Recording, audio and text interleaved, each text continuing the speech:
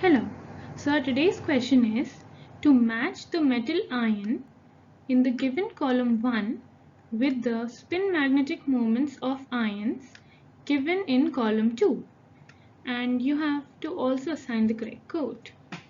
So let's see, we have cobalt plus 3, chromium plus 3, Fe plus 3 and nickel plus 3. Now we have to tell the value of the spin magnetic movements. So let's see. So for cobalt, the spin magnetic moment should be 4.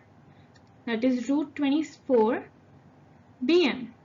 Whereas for chromium, it is root 15. And if you look at that option, and C is supposed to be 2, which is 35. And then D is supposed, which is nickel is supposed to be root 8. So if you see and match that, I think then that should be our option A.